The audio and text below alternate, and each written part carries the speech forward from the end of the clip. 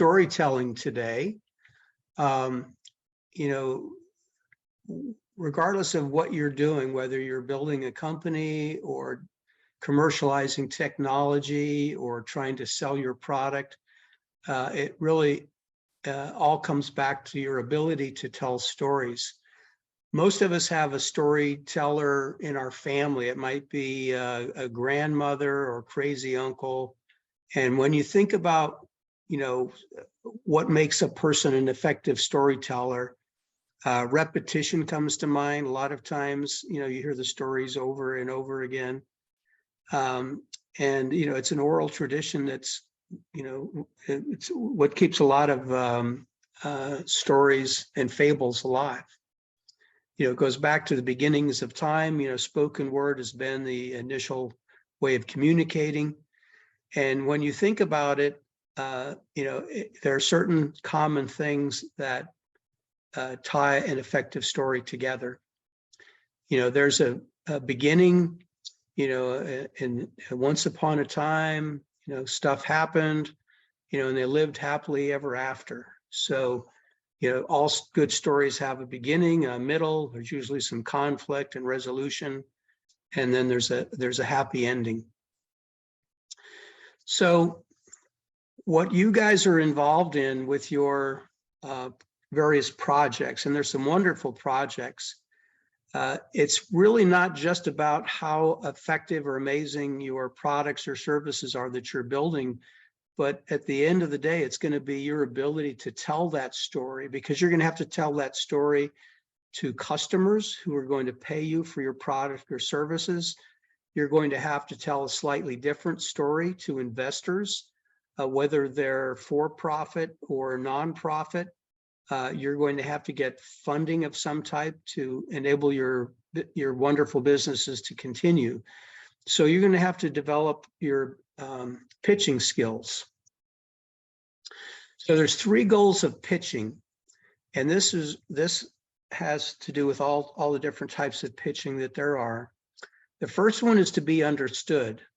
Now that might seem very intuitive or obvious, but especially in technologies that are complex, it's really hard to dummy it down so that it's easy to understand. So saying, you know, well, I'm going to talk about something to be understood. It's really hard to do that sometimes, especially with technical businesses or complicated technologies. So you have to really dummy it down. And the advice I usually give my mentees is, you know, it's got to be something that your grandmother or your 7th grade nephew could understand. The second thing, the second goal of every pitch is to care. You want the audience to care about what you're doing. That's interesting, but why should I care? So you have to have an element that, you know, pulls at the heartstrings or gets people to understand why what you're doing is important. And the third thing is you want your audience to act. You know, it might be just simply tell me more, or it might be, you know, how much do you need? So there's 3 main types of pitches. First type is the elevator pitch. Imagine you're on an elevator and you're a software developer and you've developed some add-on for Microsoft, and you turn around and you're standing next to Bill Gates. And he says, so tell me, what do? You've got about 2 minutes to tell him in very high level detail what you're doing and why, you know, he should consider, you know, talking to you further. Elevator pitch is not, you know, covering everything. It's just a very high level exposure to get people interested in your idea to get to the point where they want to know more. The second pitch is your product pitch, and that's where you're taking your product or service to prospective customers to actually get them to buy it. You know, its focus is heavily on the value proposition, features and benefits, what's in it for them. The third pitch is an investor pitch. And investors want to know about your product or service, but investors also want to know more about the business side of what you're doing, because at the end of the day, you have to tell a story to investors of how they're going to get their money back and when. And what happens in many cases, and a mistake a lot of entrepreneurs make, is they focus on the product only and they leave out the business components and the business opportunity. We call that the beautiful baby syndrome. So it's really important to understand that you have to explain your product or service, but you have to understand the investor's point of view and talk about things like how big is the market, who are your competitors. You know, you don't necessarily go into a product pitch and talk about competitors, how you're different, your differentiation, what's your go-to-market strategy, how much money will that take, and things like that. And the all-important exit strategy. You have to tell investors about how much you think the company will exit for and how they're going to get their money back, which is typically through an exit strategy of some type. So the elements of each pitch: the elevator pitch, it's usually around 2 minutes. Again, very high level.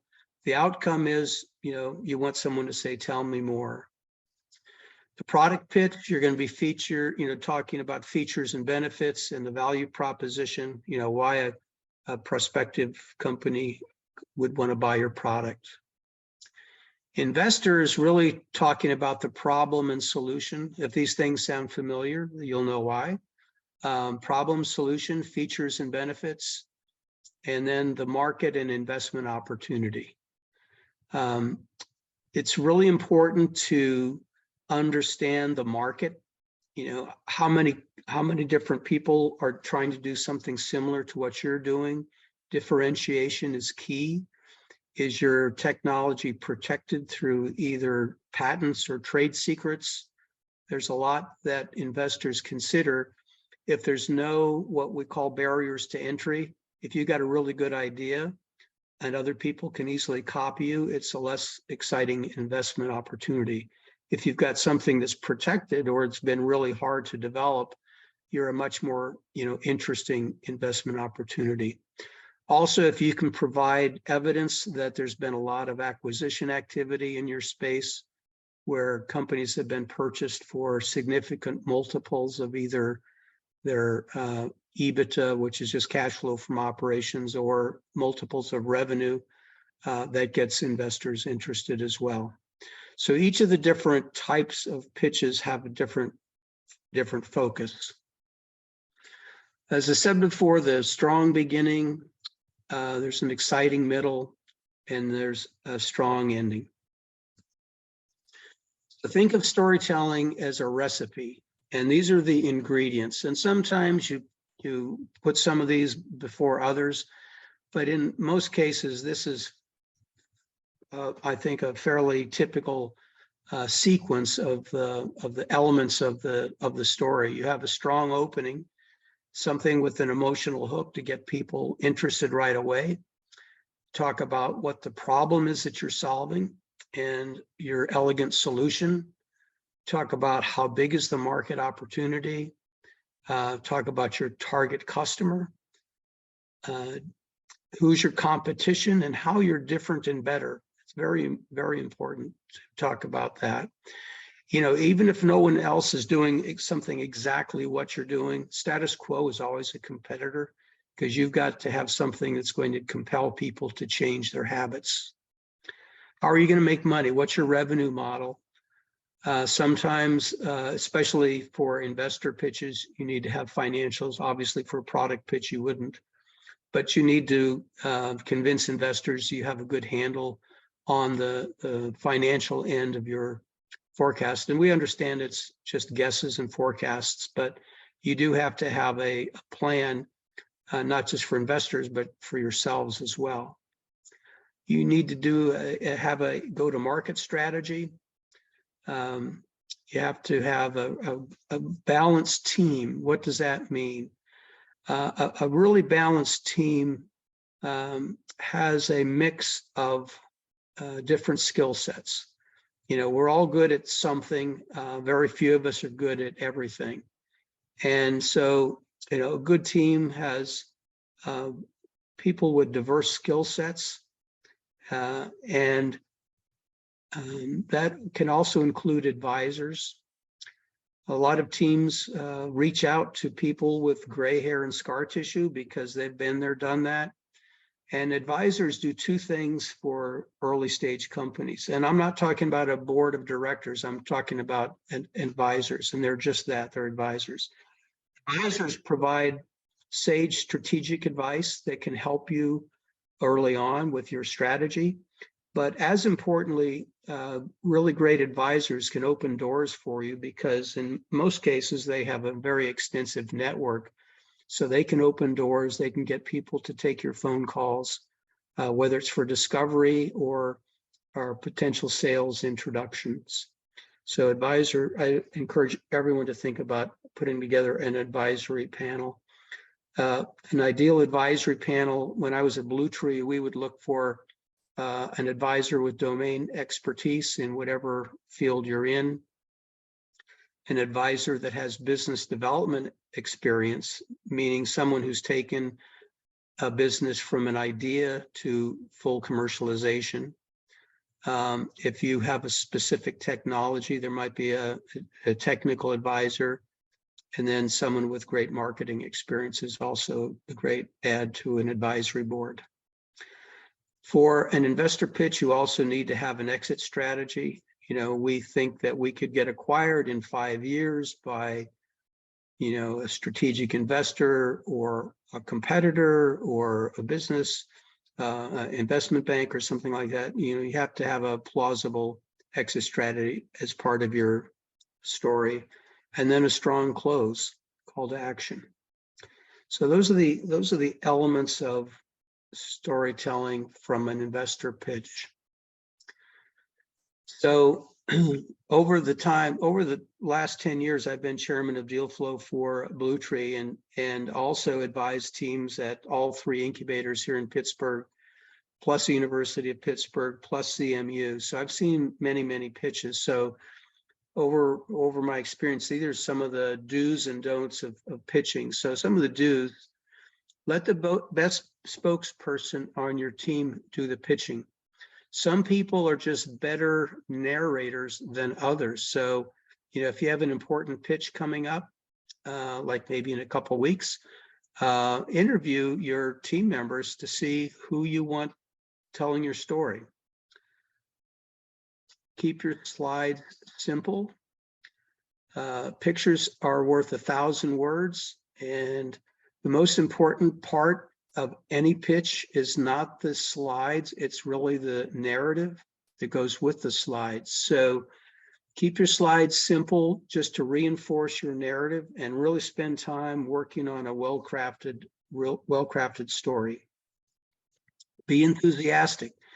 If you're not enthusiastic about your idea, your customers won't be enthusiastic about buying it, and your investors won't be enthusiastic about investing. Maintain eye contact, that's very important. Plan who answers what during Q&A. In many pitch sessions, the Q&A is often as important as the pitch itself. So there might be questions related to finance, there might be questions related to marketing, there might be questions related to the technical aspects of your product. So just decide up front before your pitch who's going to answer what question, and don't be, you know, stepping over each other during the Q&A. Practice. There's nothing like practice to working out the kinks in your narrative and having a smooth, developed presentation. So some of the don'ts. Don't read your slides. I actually had one presenter at a Blue Tree screening meeting actually turn his back to the audience as he read his slides. He didn't get very far. Don't get too technical. You know, a lot of you are doing some amazing things with very technical solutions. You want to, and this is where the hard part of communications and being understood comes into play. You need to simplify what you're doing and explain it in very simple terms, not too technical. Don't use acronyms that you take for granted, but many people wouldn't understand. And keep it very simple, not too technical. Don't go over your allotted time management. You know, if you're not completing your pitch on the allocated time, that, you know, if you can't manage your time, you probably can't manage your business. Don't guess in Q&A. If you get asked a question, you don't know the answer, just say, I don't know, I'll get back to you. Don't over answer. This is one of my favorites. In many cases, someone will ask a question and the entrepreneur will go on and on and on, and a couple things happen. In many cases, there are other judges that will want to, or questioners that will have other questioners or other questions. And if if the presenter keeps going on and on, it just cuts into the Q&A time for other judges, and that can get very annoying. So try to keep your answers short and crisp. And what I always recommend is, if you're not sure if you answered the question, you can always say, does that answer your question? And if they say yes, you're done. If not, you can expand. And as I like to say, I don't always say it in this way, but it's the narrative is the most important part of your pitch. So, you know, create an outline of your narrative, identify the key elements, you know, much like writing a book. Create 3 or 4 talking points for each one. Write the story. And then after the story is complete, think about what slides can best help tell the story. Now, in today's world, it started, you know, with COVID, but it's continuing. A lot of us are doing presentations on Zoom. So there's a few things that are, I think, unique to doing presentations on Zoom. You want to make sure you have good lighting in front of your face, so your face shows up. You know, I just took a whole bunch of random images off of Zoom, and you can see that some people's images are very blurry, some people are not well lit. You want to make sure your sound is balanced. You want to make sure the background is not